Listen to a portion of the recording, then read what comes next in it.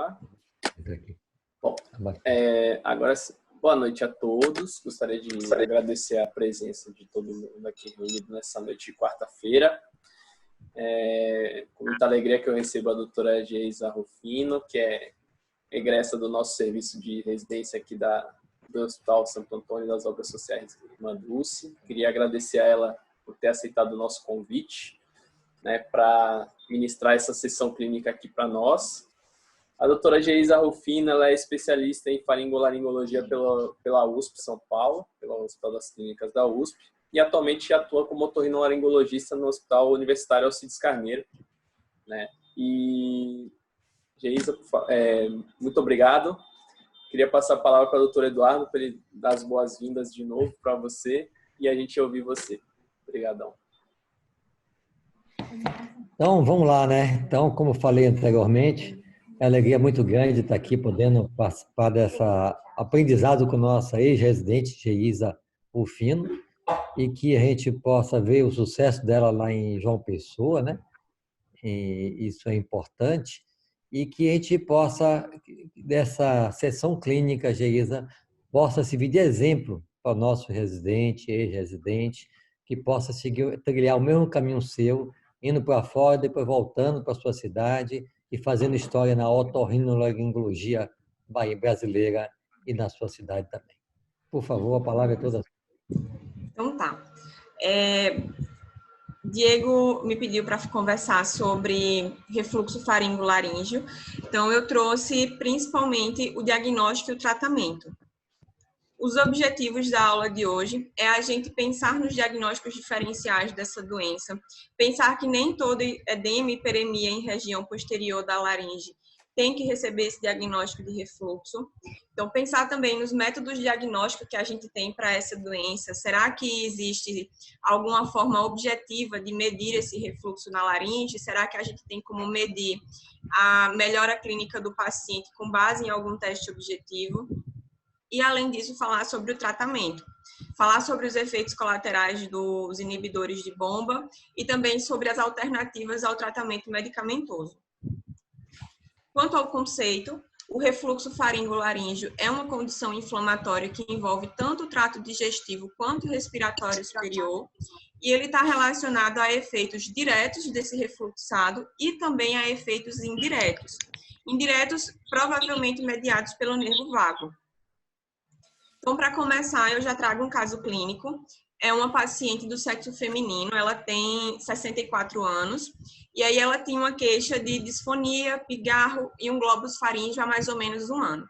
Ela não tinha sintomas nasais, ela não tinha sintomas digestivos, mas ela queixava de hipertensão, na verdade ela tinha como comorbidades hipertensão, diabetes e era dislipidêmica.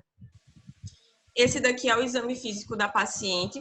Na laringoscopia, a gente já consegue ver que ela tem, sim, uma região de edema nessa laringe posterior, com hiperemia, alguma área de hiperqueratose nessa área de encontro das duas aritenoides, e, principalmente, ela tinha a formação de um muco endolaríngeo espesso.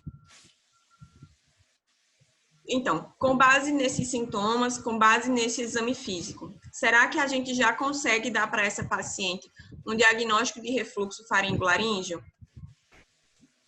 O que tem se feito durante, muitos anos é utilizado scores. Esse daqui é o score de sintomas, ele foi proposto em 2001 e foi traduzido para o português pelo grupo da Santa Casa. Quem preenche esse score é o paciente, então ele vai preencher se ele tem ou não cada um desses 9 sintomas e o quanto esse sintoma afeta a sua vida. Então, quanto esse somatório é maior do que 13 pontos, o paciente tem um diagnóstico presumido de refluxo faringolaríngeo.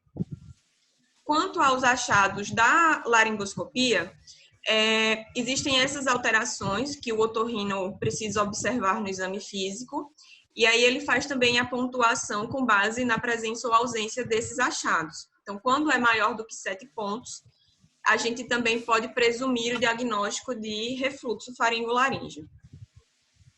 Então, no caso dessa paciente em questão, ela preenchia o critério de sintomas e também preenchia o critério de achados de exame. Principalmente, ela tinha esse achado de muco endolaríngeo. Nenhum dos achados e nenhum dos sintomas é específico. Embora sejam da doença, eles não podem ser considerados específicos dela, porque inúmeras doenças da laringe podem cursar com sintomas semelhantes.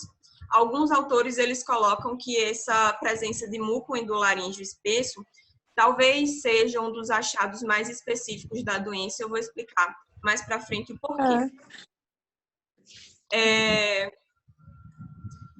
Existe esse artigo de revisão que ele faz uma crítica ao score de achados da laringoscopia.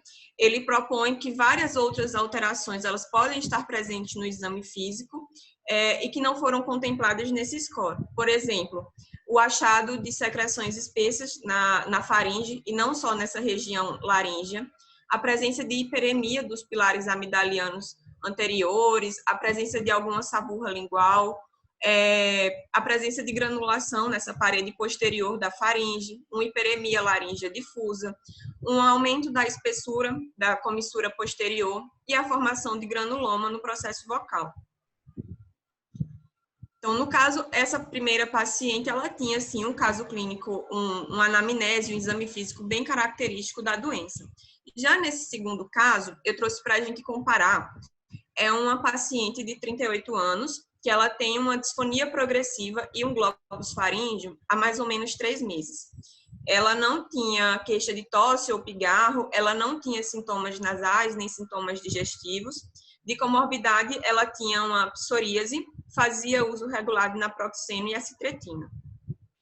Então, eu trouxe aqui a laringoscopia da paciente e já de cara a gente consegue ver que ela tinha, sim, um edema nessa região posterior da laringe com hiperemia das aritenoides.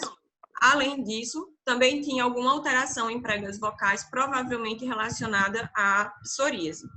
Nesse caso dessa paciente, os achados não são tão exuberantes como era naquela outra paciente, né? Na paciente anterior, a gente tinha um conjunto de sintomas, um conjunto de achados que falava a favor do diagnóstico, mas não é a mesma coisa nesse caso aqui. Nesse caso, eu mostrei primeiro a laringoscopia, mas a paciente ela foi submetida a uma nasofibrolaringoscopia. E o que a gente encontrava na cavidade nasal da paciente era uma provável adenoidite. Tinha esse edema na parede posterior da nasofaringe, com secreção purulenta, e provavelmente essa era a causa dessa região de edema na laringe posterior. Então, a gente tem que sempre ficar atento que o exame da cavidade nasal ele é muito importante na hora da gente fazer o diagnóstico diferencial dessas alterações na laringe. Aqui eu trouxe um quadro com todos os diagnósticos diferenciais que já foram propostos. Pensar sempre que, enfim, avaliar a cavidade nasal é importante e, principalmente, quando o paciente queixar de globus faríngeo. Nem todo globus faríngeo é devido a refluxo. Não é a única possibilidade, né? Aqui ele coloca que alterações anatômicas, por exemplo, da epiglote, hipertrofia de tonsila lingual, hipertrofia de úvula. Se essa úvula, por exemplo, toca na epiglote, é bem possível que o paciente tenha, sim, uma queixa de pigarro, uma queixa de tosse, coceira na garganta. E até mesmo um osteófito cervical. Também pode fazer a sensação de que tem algo lá parado. Aqui eu trouxe para a gente pensar um pouco sobre a causa da disfonia no refluxo. Nessa laringoscopia, a alteração na prega vocal é bem evidente.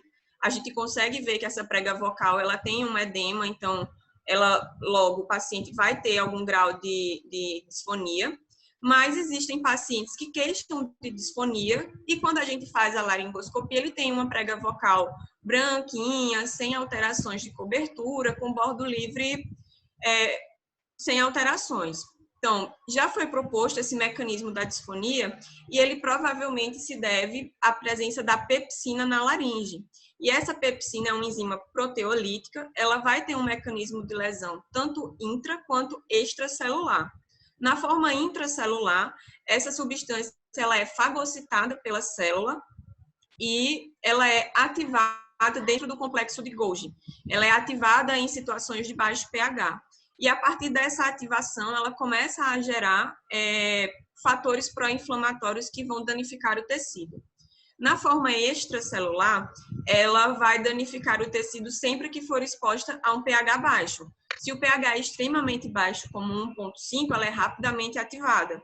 Mas em situações em que o pH varia assim, de 5, 6, ela depende de uma exposição prolongada.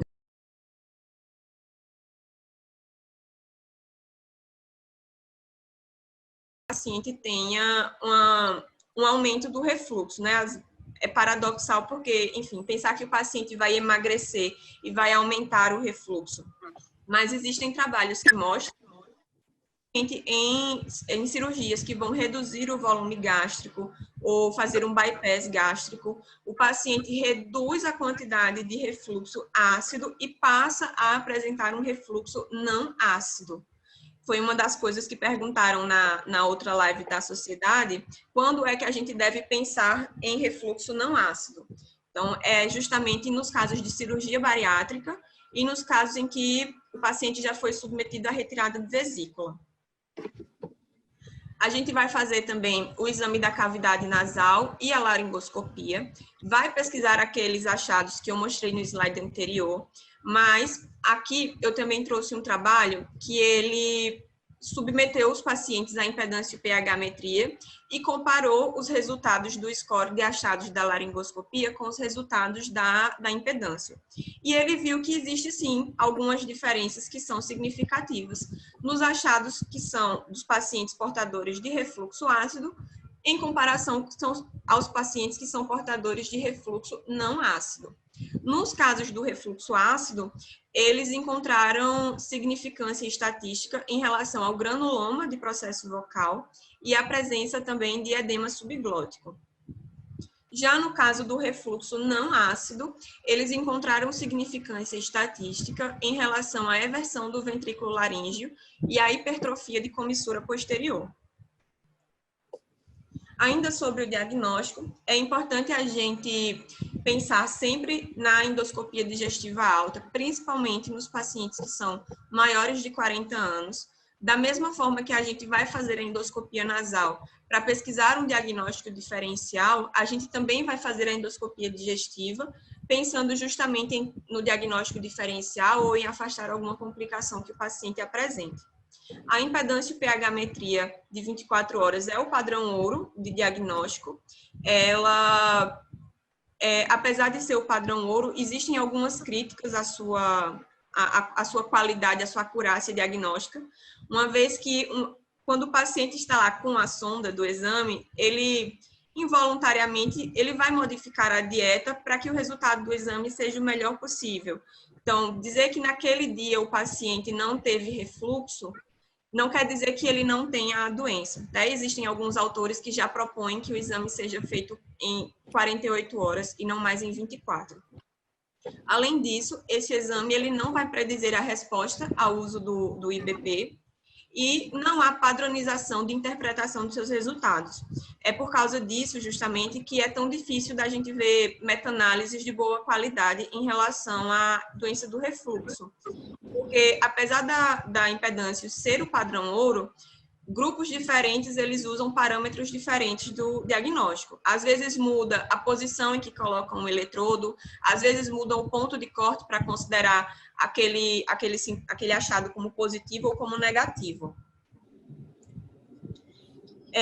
A polissonografia, ela não é um exame obrigatório no diagnóstico dos pacientes com refluxo, mas eu trago aqui porque é bem comum da gente ver essa associação no consultório dos pacientes que têm apneia do sono e que têm refluxo. É justamente o que mostra essa meta-análise, que dentre os pacientes com apneia do sono, há um maior risco da gente encontrar também refluxo gastroesofágico nesses pacientes.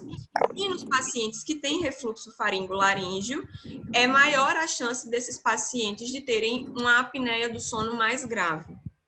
Então, a gente tem que ter em mente isso também, de questionar o paciente sobre a qualidade do seu sono.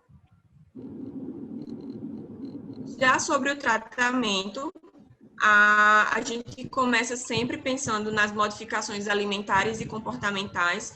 Isso tem que ser extensamente orientado ao paciente. É importante que ele faça a adequação dessas medidas e iniciar com o tratamento medicamentoso.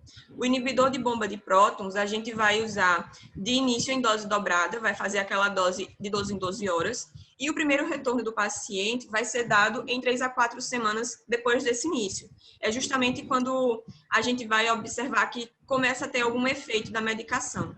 Nesse primeiro retorno, a gente deve rever a adesão do paciente, se ele, por acaso, não está tomando a medicação de forma correta, enfim, se ele não se adequou, se não modificou a dieta. E também rever a indicação desse tratamento. É uma oportunidade que a gente tem de reexaminar o paciente, enfim, ver se por acaso não deixou passar uma alergia que não tratou, ou alguma laringite, enfim. E aí recai a pergunta: qual inibidor de bombas escolher? Os inibidores de bomba, eles dependem de coenzimas para serem ativados. E essa coenzima que eles utilizam para serem ativados é a mesma coenzima que o clopidogrel utiliza também para ser ativado. Então, foi visto que em pacientes que faziam uso de clopidogrel e omeprazol, principalmente omeprazol, havia um maior risco de desfecho cardiovascular adverso. Então, há uma interação medicamentosa dessas duas substâncias, eles competem pela mesma coenzima. Quase todos os inibidores de bomba, eles precisam dessa coenzima para serem ativados, mas os que menos dependem delas são o pantoprazol e o rabeprazol. Depois que a gente revia o paciente em 3 a 4 semanas do início do tratamento, a gente pode solicitar um novo retorno em 3 meses. E aí, nesse retorno, a gente tem três cenários possíveis. No primeiro cenário, o paciente teve uma melhora significativa dos sintomas, então a gente pode começar a reduzir essa dose da medicação progressivamente, de forma a manter o paciente assintomático com a menor dose possível. No segundo cenário, o paciente melhorou, mas não foi uma melhora tão importante. Então, nesse caso, a gente pode considerar manter o tratamento por mais 3 meses.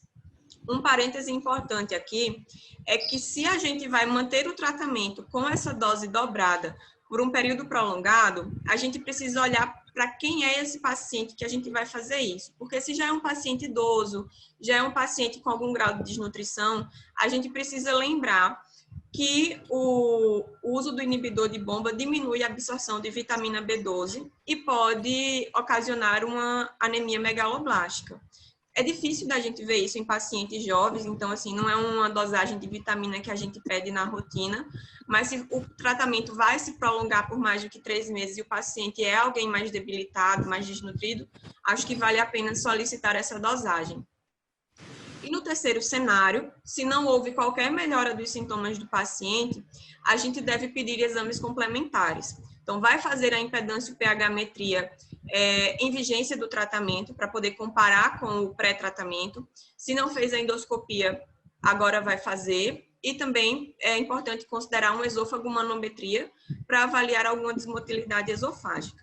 Então, nesses casos, se então a gente consegue confirmar o diagnóstico, a gente tem que, enfim, reforçar a adesão do paciente à dieta e às medidas de tratamento clínico e já considerar encaminhar esse paciente para um gastro, para ele avaliar uma conduta cirúrgica ou então avaliar o uso de outras medicações que não são da nossa prática.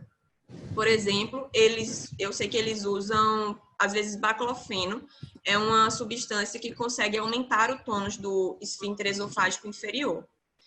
E no outro cenário, quando a gente não consegue confirmar esse diagnóstico com os novos exames, a gente vai partir para um diagnóstico diferencial para tentar investigar o paciente.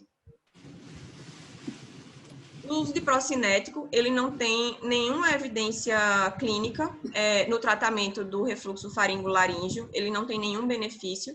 Eu só costumo prescrevê-lo se por acaso o paciente tem queixa de plenitude gástrica. Em relação à cirurgia, não é o otorrino que vai, enfim, indicar esse procedimento cirúrgico, mas a gente precisa saber quando quando é uma possibilidade no tratamento. Então, se houve falha do tratamento clínico ou se na impedância pH-metria foi vista a presença de um refluxo gasoso. Nos casos de refluxo gasoso, o paciente tem pouca melhora com o uso de IBP, ele tem maior benefício com o tratamento cirúrgico.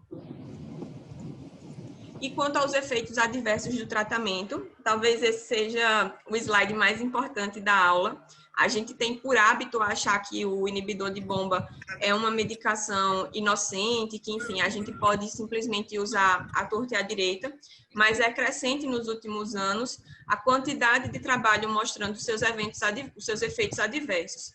Por exemplo, trabalhos que mostram que ele tem aumento do risco de fratura, trabalhos que mostram aumento do risco de pneumonia comunitária, aumento do risco de demência, aumento do risco de infecção de Clostridium difficile, enfim, são vários.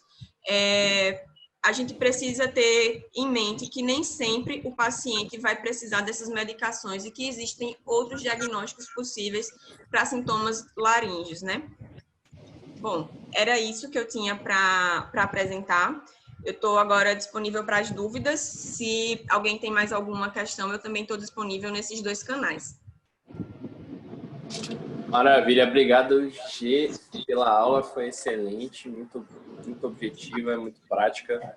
Eu vou aproveitar para abrir as perguntas, utilizando uma pergunta que foi enviada pelo chat também, pelo Rodolfo Iturri. Tá? Ele perguntou a posologia dos IBPs e eu aproveito para te perguntar, na sua prática, qual que você usa geralmente, qual opção e que dosagem você começa esse tratamento? Eu geralmente começo com o pantoprazol, justamente por essa evidência científica dele ter menor interação medicamentosa com outras substâncias, e faço na dose de 80 miligramas dia. Faço 40 miligramas pela manhã e mais 40 miligramas à noite. Você tem usado essas formulações que não interagem com alimento, pantoprazol tridratado, magnésio, essas coisas, ou você prescreve mais o genérico? Sim. Então, aí a gente vai ter que sempre pensar quem é o público, né? Como eu também trabalho no setor público, né? Eu preciso medir isso daí. Não é todo mundo que vai conseguir usar esse pantoprazol mais caro, né? Certo.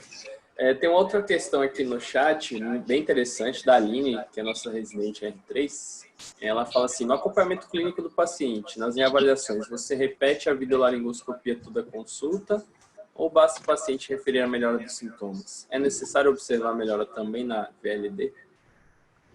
Eu repito, sim, mas eu não vou buscar se houve, por exemplo, diminuição de edema na região posterior da laringe, coisas inespecíficas assim.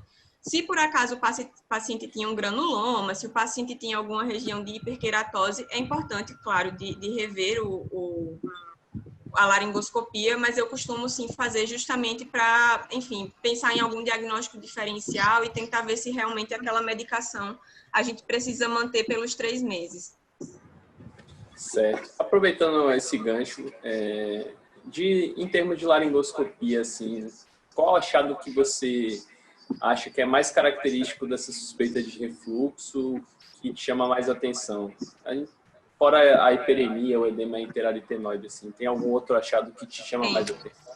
Tem sim. É quando a gente encontra alguma secreção mais espessa, tanto na região da hipofaringe, ali ocupando os recessos piriformes, quanto na laringe mesmo. Quando a prega vocal vai vibrar, que você vê aquela secreção mais espessa lá no meio das pregas vocais. Ou até mesmo na supraglote, como tinha no vídeo da apresentação. Uhum. Certo. Alguém tem alguma pergunta para fazer para a doutora Geisa? Ô, Diego, vamos lá. Ô, Geisa, nessa época de pandemia, nós estamos percebendo uma grande quantidade de pacientes com transtorno de ansiedade, síndrome do pânico e depressão. A cabeça pensa muito, muita ansiedade e corrói rapidinho ali o estômago e a alimentação. E acredito que nessa época, muitos pacientes com refluxo e tudo mais. Além da pandemia, fora da pandemia, a vida estressante do ser humano é muito grande. Então, o que é que você me diz em termos dos pacientes com muita ansiedade e ter um refluxo maior do que os outros que é menos ansioso? E o que é que você faz, além de usar a medicação que você usa para o refluxo, o que é que você faz de um plus no paciente ansioso e principalmente nessa época de pandemia? Então, aí eu vou ter que tentar abordar essa ansiedade com o paciente da melhor maneira possível. Eu não tenho o hábito de, por minha conta, prescrever um ansiolítico, um inibidor de recaptação, mas eu tenho que encontrar um jeito, assim, de abordar o paciente e fazê-lo perceber que aquela ansiedade é um pouco a mais, né? Que às vezes ele não nota, assim, não sou ansioso, isso é coisa que existe nos outros, não que existe na gente. Quando você vai trazer para o paciente, olha, eu acho que você é um pouco ansioso, às vezes ele se sente até agredido. Então, é uma forma que você tem que encontrar, assim, de falar e de sugerir. Às vezes, se você nota que vai ser mais resistente aí num psiquiatra, sugerir uma terapia, assim, natural. Baixar um aplicativo, fazer uma meditação em casa, de tentar, então, fazer um exercício físico dentro de casa mesmo, porque, enfim, ao ar livre agora não pode. Mas se eu encontro uma brecha e sei que o paciente vai aceitar de bom tom, eu falo sim na consulta com o psiquiatra. Hoje, Elisa, outra pergunta também. Hoje em dia, o chocolate está torta direita aí, chocolate e leite. Sim, Muitas sim. pessoas, após comer o chocolate, começam a ter a garganta irritando, então aumenta o refluxo. E aí, Sim. sua experiência sobre isso, o que é que você me diz? Então, tanto o chocolate quanto todos os derivados, os achocolatados, a cafeína principalmente, tudo isso a gente tem que orientar o paciente a reduzir o consumo e orientar, enfim, que isso piora. Eu oriento tanto o chocolate quanto o achocolatado. Tem muitos que chegam dizendo que toma todinho várias vezes ao dia. Então, não vai dar para continuar com o todinho várias vezes ao dia. Tem mais uma perguntinha aqui. Oi, pode ir, doutora Adriana. Você Posso quer falar agora? Pode. Depois eu faço a pergunta. Oi. Oi, Geisa, parabéns pela sua aula. Eu tenho uma pergunta que tem um pouco a ver com o que Eduardo falou e tem a ver com um dos slides que você mostrou, que é exatamente as 3 possibilidades, né, de segmento desse paciente. Então, é aquele paciente que você faz uma orientação alimentar, faz a prescrição do IBP e ele faz uma reavaliação e depois dessa reavaliação, se ele teve uma boa resposta, você começa a desmamar. Né? Começa a diminuir, fazer uma redução progressiva das doses desse IBP até, né, ele, se for possível, até suspender, né, o medicamento. Sim. E, teoricamente, esse paciente ele tem que continuar sustentando bons hábitos alimentares, né, para que ele não recidiva, né, desses sintomas. E assim, eu venho observando na prática, né, até pela facilidade que os pacientes têm de acesso a medicação, eles compram sem receita, né? Um orienta para o outro. Eu tenho observado uma tendência, né, do paciente não aderir 100% às orientações alimentares e seguir usando por um tempo indeterminado, né? Esse inibidor de bomba de próton. E aí tem, como você falou, deficiência de vitamina B12, a própria colite pseudomembranosa que a gente vê acontecer no paciente e, às vezes, muitas vezes, até um desequilíbrio da flora, da microbiota intestinal por esse uso crônico, né, desse medicamento. Então, assim, eu normalmente nas consultas, eu invisto um tempo relativamente grande da consulta para poder parar e orientar o paciente sobre essa reeducação alimentar. Né? Inclusive, tenho observado que alguns pacientes, pelo que Eduardo falou, a ansiedade, essa corrida, né, do mundo moderno, eles comem muito rápido, né? E o tempo de esvaziamento gástrico, ele não é suficiente. Muitas vezes esses pacientes têm sintoma, às vezes até de empachamento, e ele associa isso a um refluxo, né? E vai e toma mais IBP. Então, assim, como que na sua prática você tem utilizado recursos para orientar, para assessorar esse paciente, não só com a quantidade do que ele come, mas a qualidade com que ele se alimenta, né? Assim, mastigar devagar, né? Comer devagar, para que a sensação de saciedade venha mais precocemente, ele não coma uma quantidade tão grande, né?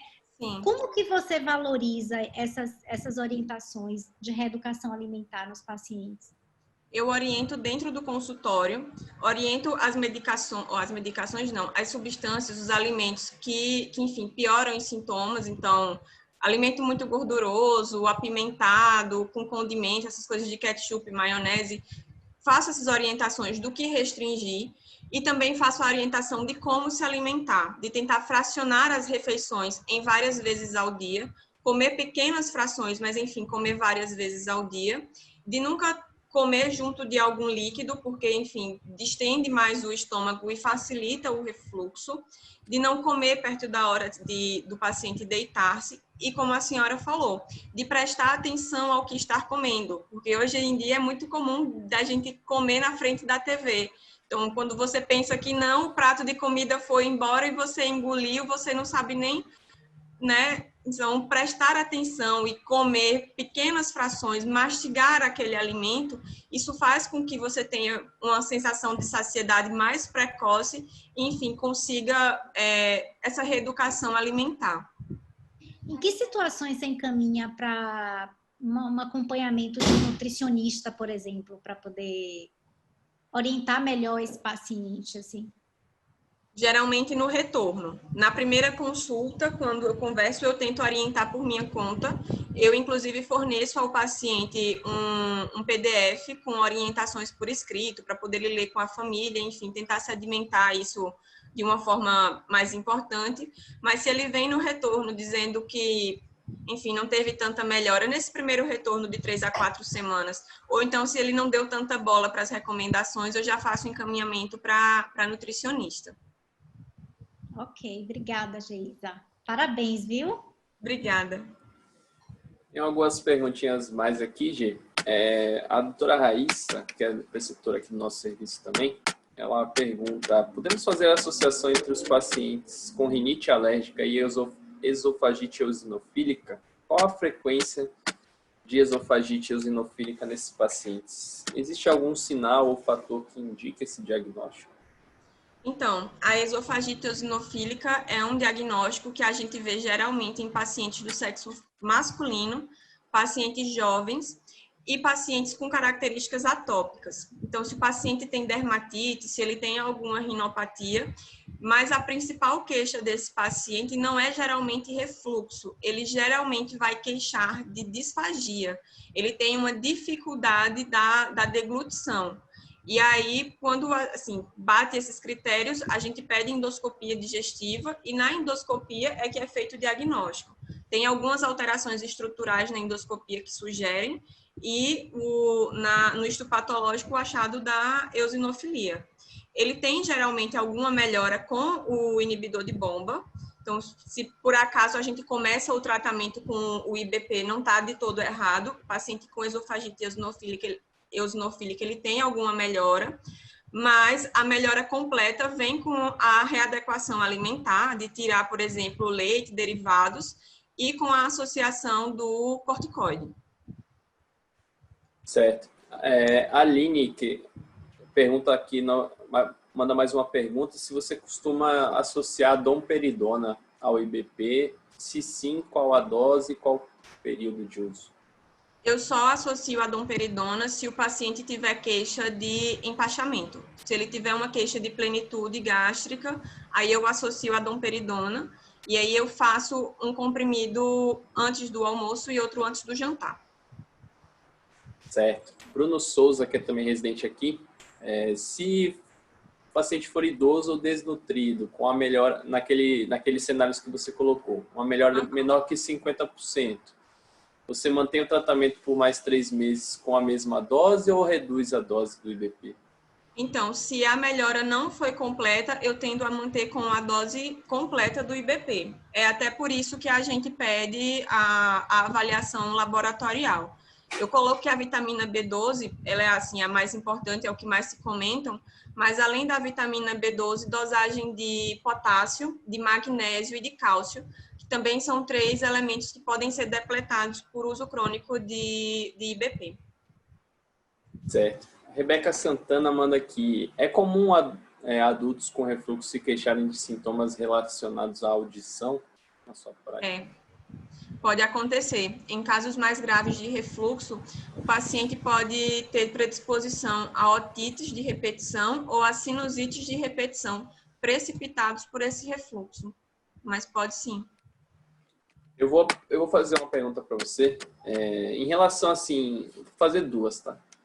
Em relação à propedêutica armada para o refluxo, você costuma solicitar na sua consulta já os exames de endoscopia, impedância e pH-metria, ou você encaminha para o gastro e aí ele avalia essa necessidade? Essa é a primeira. Eu solicito. Bom, desculpa, pode continuar. Bom que você já respondeu. Desculpa. Não, tranquilo.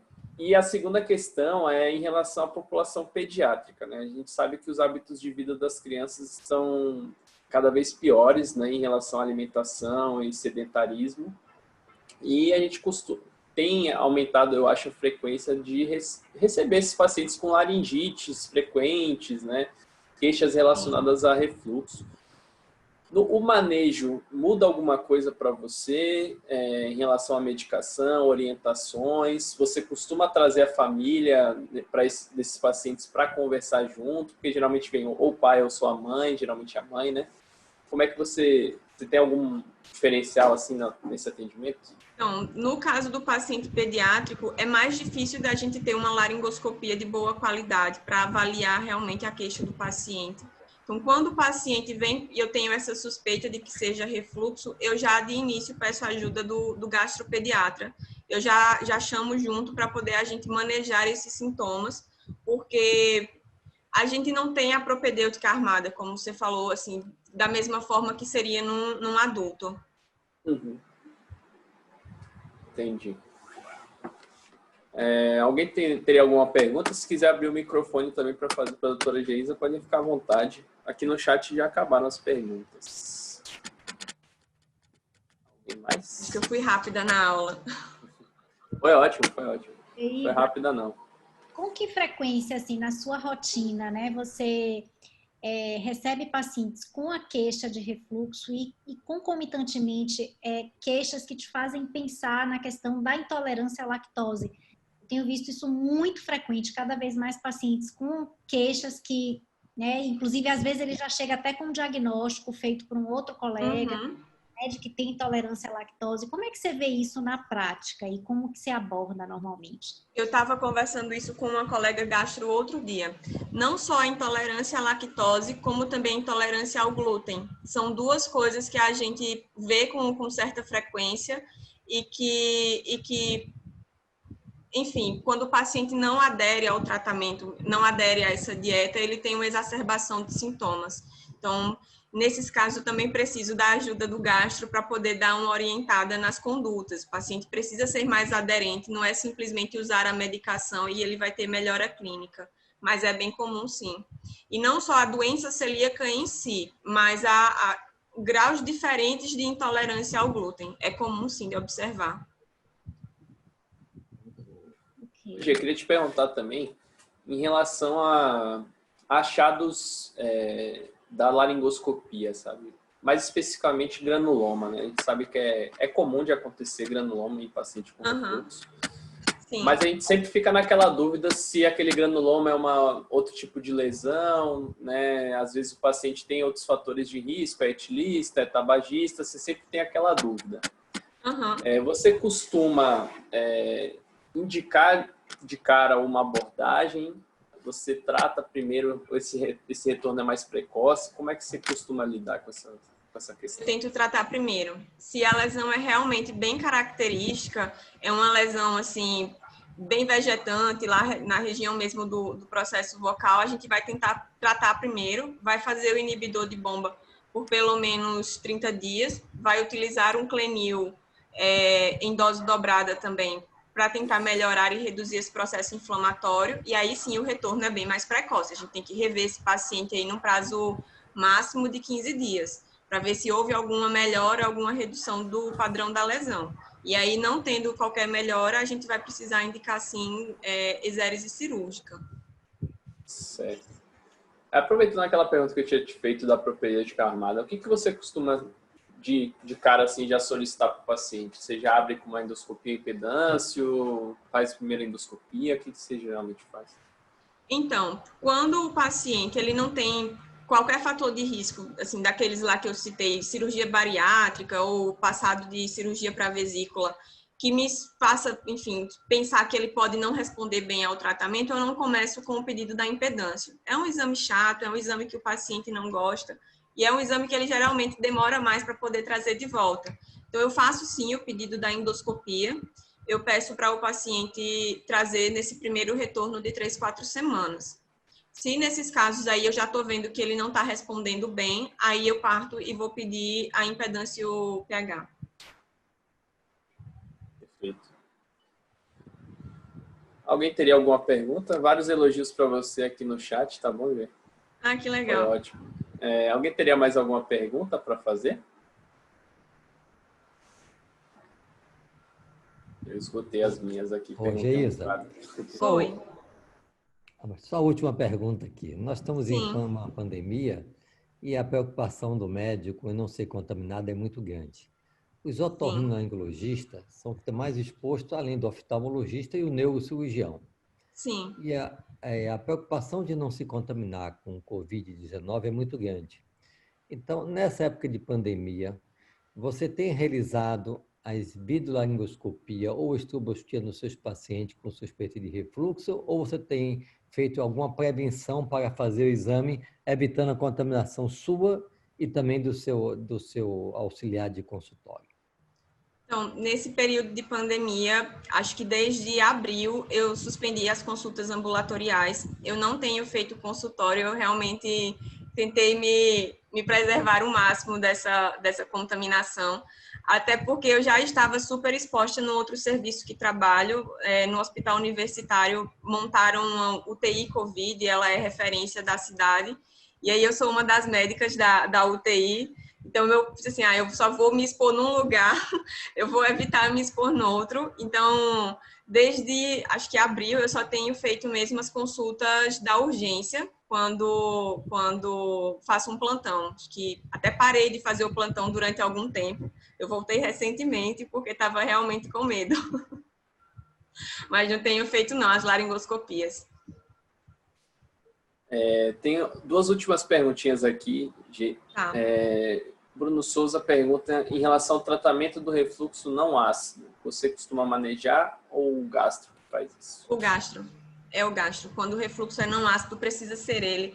Eu sei que tem algum benefício com o inibidor de bombas, mesmo no caso do refluxo não ácido, mas existem outras drogas que o gastro consegue manejar melhor. É um alginato, existem algumas outras substâncias que ele consegue melhor do que eu fazer a prescrição. Certo. E quanto ao uso da ranitidina, foi a Jéssica Ramos, que é residente aqui do serviço, que perguntou. Então, o uso da ranitidina, eu acho que ela foi até cancelada no mercado, assim, ela já não tem mais sido prescrita como inibidor H2, existem outras substâncias agora que a substituem, mas também não tenho o hábito de prescrevê-la, não. Nenhum inibidor H2, não. Certo. Para finalizar, Juliana Rocha, que também é residente aqui, pergunta como conduzir o paciente com diagnóstico de megaesôfago, chagásico e refluxo importante. Eita, essa é difícil. No caso do megaesôfago chagásico e o refluxo, poxa, aí a gente vai fazer, né, se a desmotilidade do esôfago está presente, é bem difícil da gente conseguir controlar isso daí com a medicação. Aí a gente vai ter que mesmo pedir a ajuda do gastro. Concordo. Pergunta complexa, né? Bom, a gente acho que não tem mais nenhuma pergunta. Estou super satisfeito. Se alguém tiver mais alguma questão aí, mas acho que conseguiu abranger todo o escopo aí do refluxo faringolaringo. Gê, obrigado mais uma vez. Obrigada a vocês pelo convite. Eu fiquei super honrada com o convite de vocês. Fiquei muito feliz mesmo. Que é isso, a gente que agradece a sua disponibilidade e como o doutor Eduardo falou, um orgulho aí ter uma filha aqui de Dulce Então, com tanto destaque aí, início, né, de carreira e já com tanto destaque nacional e até internacional, com aquela live que você fez lá, foi até internacional, parabéns. Queria passar a palavra para o doutor Eduardo finalizar, antes da gente encerrar, e lembrar que a gente tem reuniões na próxima quinta, nas 2 próximas quintas-feiras, né, voltando ao nosso dia habitual. Próxima semana dedicada à medicina do sono, e na última semana de agosto a gente vai ter com a doutora Jaqueline, preceptora aqui da gente, uma aula sobre VRIT, Video Red Impulse Test, vai ser bem interessante. Doutor Eduardo, pode finalizar. Uma boa noite a todos. Geisa, mais uma vez, meus parabéns. Obrigada. Eu fico feliz de ver sua evolução e sei que nós acertamos como demos a opinião quando você mais precisou na sua vida. Eu vejo agora aí o orgulho que nós temos de vendo você aí tendo sucesso, como outros colegas em outros estados, quando o Bruno lá em Recife também, que é chefe do serviço da USP, da Faculdade Federal lá. Então, eu espero que no futuro, daqui a alguns anos, você vai ser chefe também aí. Eu sei que você tem uma grande experiência comigo, com o doutor Domingo e o doutor Rui. Você já tem condições para isso. Um grande abraço, parabéns. E que você Obrigada. sirva de inspiração para esses meninos que estão aí, essas meninas, esses residentes, esses colegas jovens aí. Tá bom? Obrigada. Beijo. Beijo. Tchau, tchau.